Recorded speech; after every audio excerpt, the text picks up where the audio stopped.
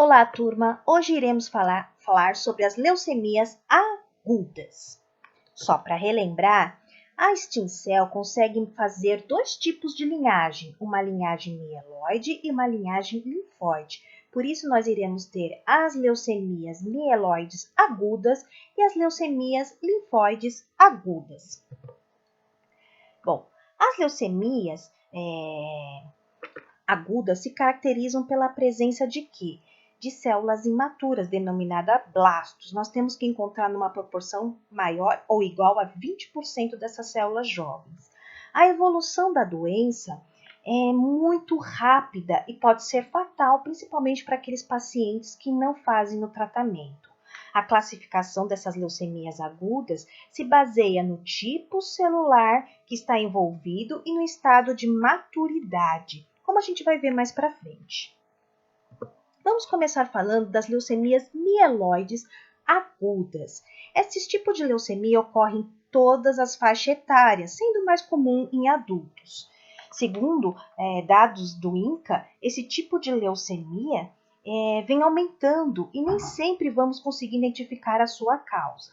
A classificação da leucemia mieloide aguda segue os critérios do grupo francês-americano-britânico, que a gente chama de FAB, e também seguindo também pela Organização Mundial de Saúde. Então, para se caracterizar uma leucemia mieloide aguda, temos que ter pelo menos 20% de blastos ou no sangue periférico ou no sangue da medula óssea.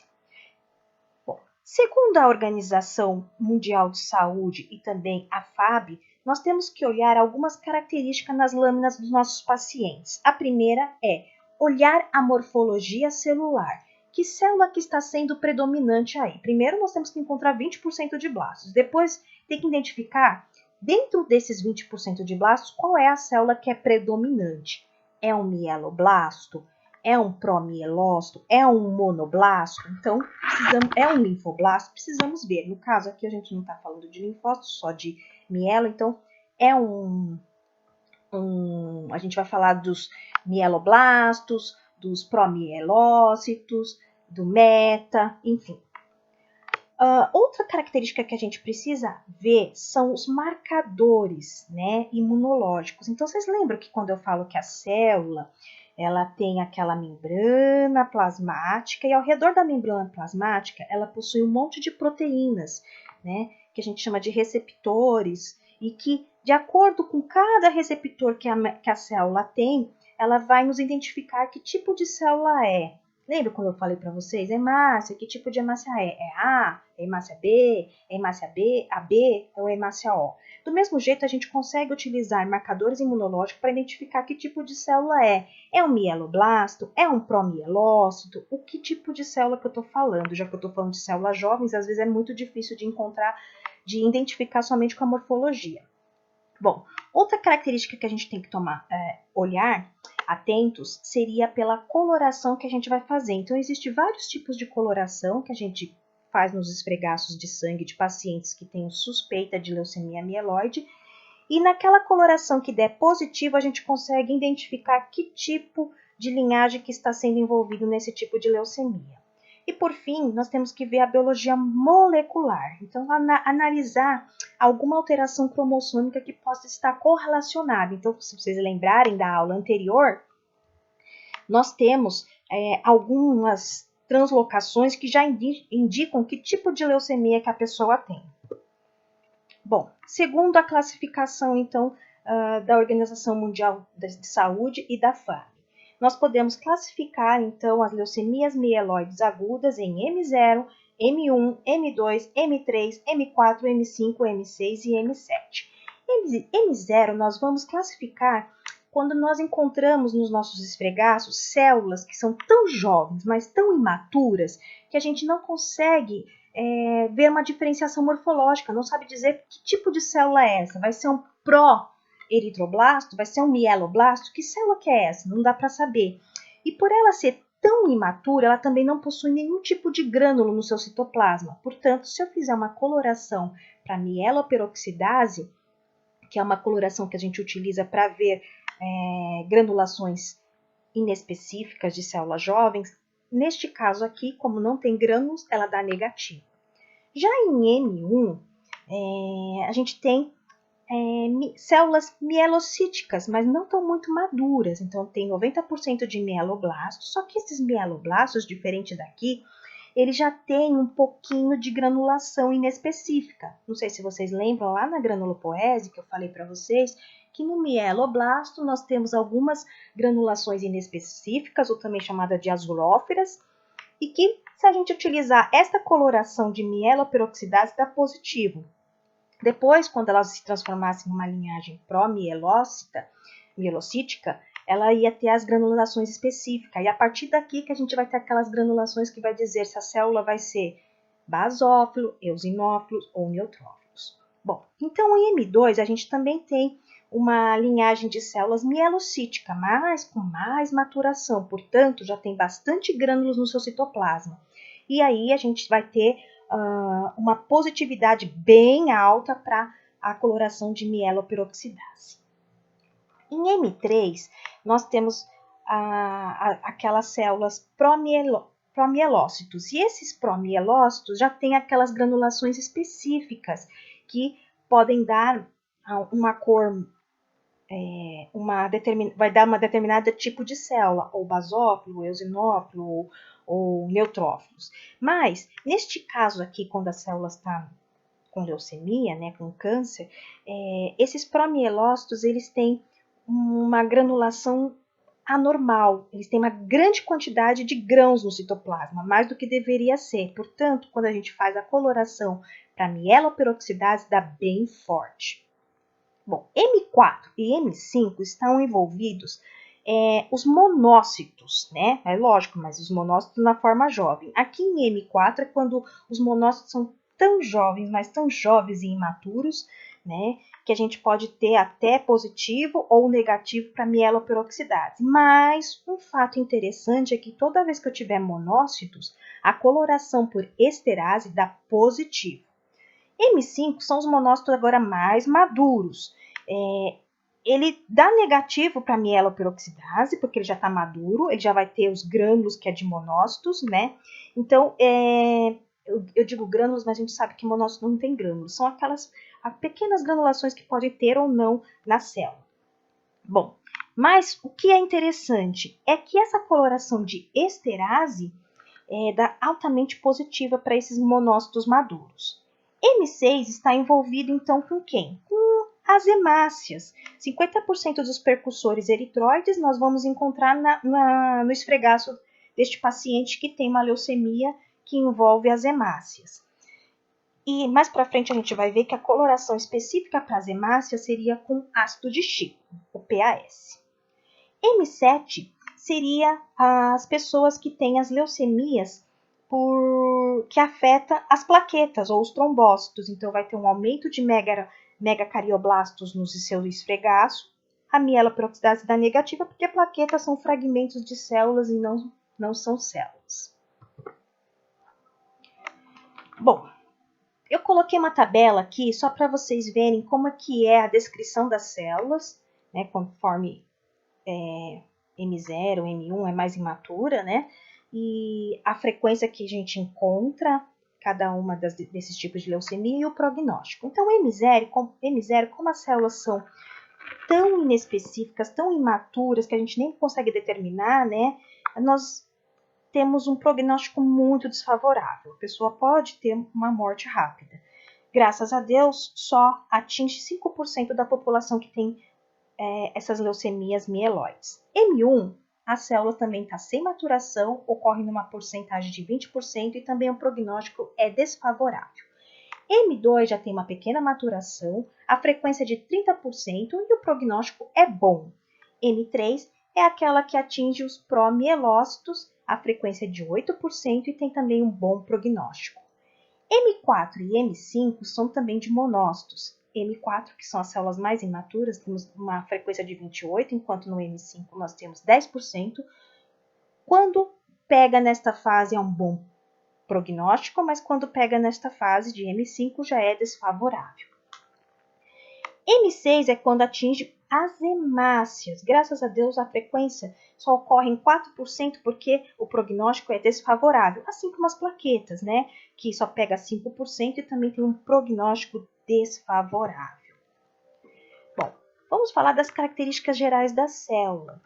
Lembra que eu falei que a classificação das leucemias agudas, né, baseia-se no tipo celular envolvido e na maturidade da célula? Portanto, aqui nós vamos ver o que eu estava falando. Então, por exemplo, mieloblasto, que é a primeira célula percussora que a gente falou. Quando a gente faz a coloração, se ela der positivo para mieloperoxidase, a gente fala que nós estamos falando de célula M1. Mas se não tiver positivo para mieloperoxidase, nós estamos falando de M0.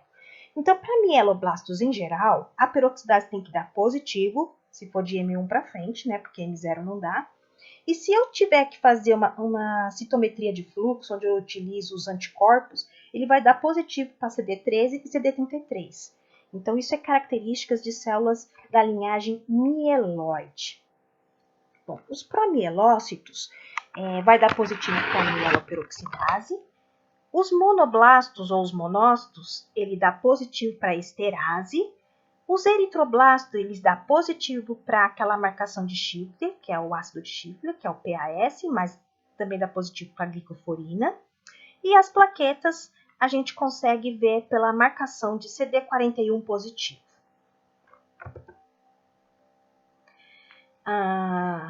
Então, apesar da descoberta de vários tipos de anticorpo, como a gente viu, CD41, CD33, CD13, né? A morfologia celular é muito importante para a gente conseguir distinguir também que tipo de célula que nós estamos falando, né? Então, nós utilizamos o quê?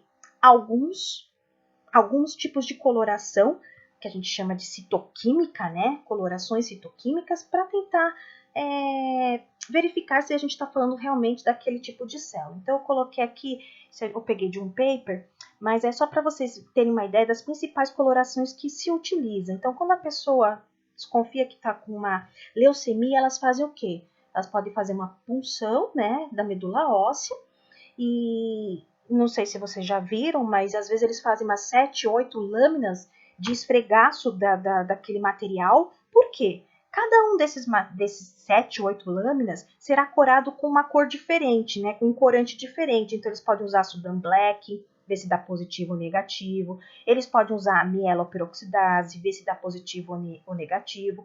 Eles podem usar esse ácido periódico de Schiffler para ver se dá positivo ou negativo. Você sabe que se der positivo, a gente está falando do que? De eritrócitos.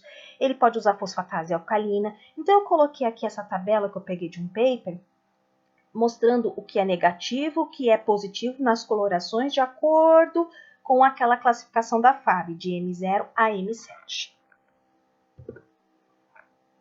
Bom, vamos falar da leucemia mieloide M1. Então, qual é a primeira característica? Tem que ter 20% de blastos. Então, aqui está predominando 90% de mieloblasto. E feita a coloração com mieloperoxidase ou com Sudan Black, a gente observa o quê? Que estes corantes coram os grãos que estão dentro da célula mieloide, né? Então, esses grãos são grãos de lipídios, coram positivamente tanto na mieloperoxidase ou no Sudan Black, caso a gente esteja falando de M1, né? E ele não cora, se tivesse aqui esta célula jovem de linfócitos, ele não ia corar nenhum tipo de linfócito, nem com linfócitos maduros, nem com linfócitos imaturos, porque os linfócitos não têm esses tipos de grãos. E também não coram aquelas células que são M0, porque as M0 também não têm esses tipos de grãos. Bom, o M2, eu só coloquei aqui algumas células, mostrando que nós temos de 30% a 80% de mieloblastos, né? Agora ele também pode ter algumas granulações, 10% de promielócitos e neutrófilos maduros e 20% de monócitos. Bom, M3, o predomínio é do quê? De mielócitos. E lembra que eu falei que ficava cheio de grânulos? Então, tá vendo aqui esses montes de pontos? Esses pontos são a hipergranularidade que ocorre quando esta célula está comprometida com a leucemia. E além disso, tem uma outra característica que eu falei para vocês que é muito importante. Lembra que eu falei que nesta fase M3 a gente poderia encontrar, a partir daqui, né, a gente poderia encontrar o quê? Uns bastonetes que a gente chama bastonetes de Auer. Esses bastonetes de Auer são esses filamentos que parecem pequenas agulhas que a gente encontra em alguns citoplasmas de células. Quando a gente encontra bastonetes de Auer no esfregaço, a gente já sabe que nós estamos falando de leucemia mieloide. Depois a gente vai ver se é aguda ou se é crônica. Mas no caso, leucemia mieloide, vai aparecer esses bastonetes de Auer. E quando a gente faz aquela coloração com mieloperoxidase, ela dá super positiva, porque vocês viram que tem um monte de grânulos no citoplasma? Então, se está cheio de grânulos, é lógico que se eu fizer uma coloração para ver esses grânulos, eles vai dar altamente positivo. Pode usar também Sudan Black. Bom, em M4, eu coloquei aqui só a morfologia, que a gente já está falando de quê? De monócitos, só que esses monócitos imaturos. Algum tem aqui até uns vacúolos aqui. Mas se a gente fizer aquela coloração para esterase, fora dessa coloração aqui vermelha. Eu sei que os aumentos estão diferentes, mas era a lâmina que eu encontrei. Mas dá para ver que toda vez que der monócito, essa coloração que é avermelhada dá positivaz. Bom, em M5 são os monócitos agora um pouquinho mais maduros, a gente consegue ver aqui bastante vacúolos. Em M6 seria o quê? Quando se trata de leucemia que atinge quem? Os eritrócitos. Então aqui nós temos os policromáticos, os ortocromáticos, a gente começa a ver blastos da linhagem das hemácias.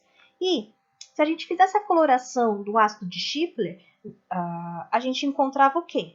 Essa coloração positiva. Então, são esses granulozinhos que vocês vão vendo aqui, que pode estar no pró-eritroblastos. Eritroblasto. Bom, então eu coloquei aqui algumas características clínicas da leucemia mieloide aguda.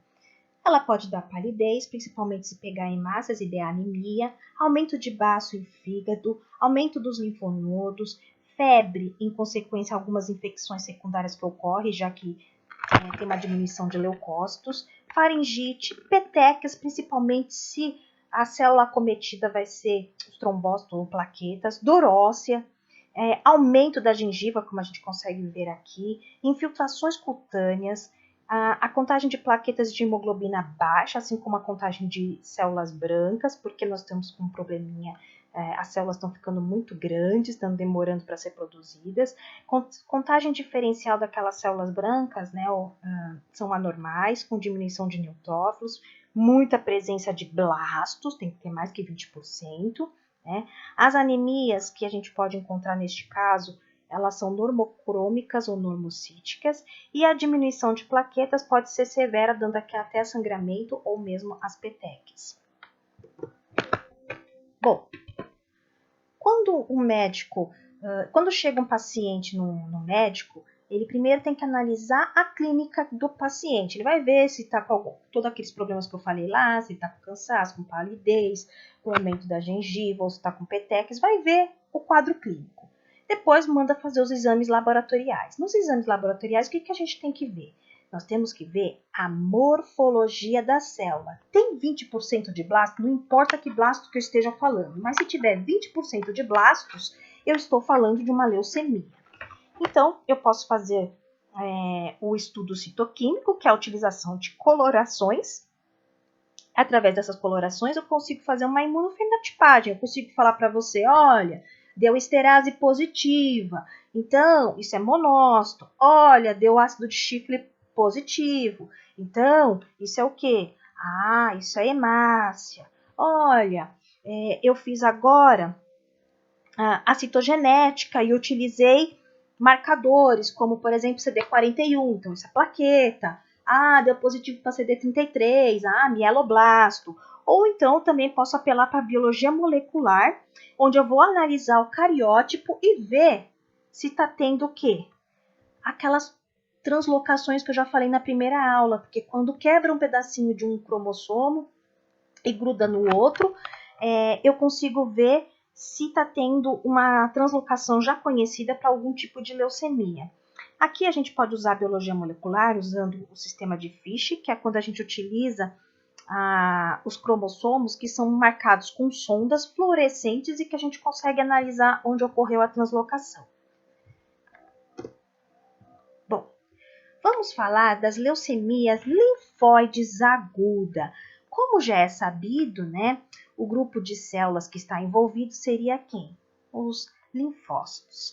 Esse tipo de leucemia é responsável por 75% dos casos das leucemias em crianças e adolescentes. Mas a notícia boa é que 90% dessas crianças, quando tratada, chegam à cura. Bom, na leucemia linfóide aguda, o crescimento é muito rápido e desordenado das células. E sua evolução é bastante rápida, tornando o quê? Tornando fundamental que o diagnóstico seja feito precocemente e o tratamento se inicie o quanto antes, senão pode levar à morte também. Bom, características das leucemias linfóides agudas. Então, a primeira característica aqui vai ser o quê? Qual é a célula que nós estamos estudando? Nós estamos estudando blastos de linfócitos, então linfoblastos, que pode ser encontrado tanto no sangue periférico como no sangue de esfregaço de medula óssea. Segundo a FAB, nós podemos classificar as linhagens, as leucemias linfóides agudas em L1, L2 e L3. L1 é quando a gente tem aquela célula jovem, então no caso os linfoblastos, que são pequenos e uniformes. L2 é quando a gente tem os linfoblastos agora grandes e sem morfologia, são pleomórficos. E L3 é quando a gente tem os linfoblastos com basofilia e presença de vacúolos, o que não é normal para linfócitos. Então aqui, L1, como eu falei, aqueles linfócitos pequenos, tem cromatina fina dispersa, nucleolo não proeminente, citoplasma reduzido e basófilo, comum normal em crianças de 2 a 7 anos. A L2, nós podemos ter alguns grânulos, são grandes, está vendo que eles não são redondos, eles são pleomórficos, é comum mais em adultos. A L3 são as formas mais raras, são semelhantes aos encontrados no linfoma de Burkitt, né? Então, o citoplasma, que são um tipo de linfoma de célula B, né? É comum lá no centro da África, em crianças de 4 a 7 anos, mas nos demais países a idade é de 55 anos.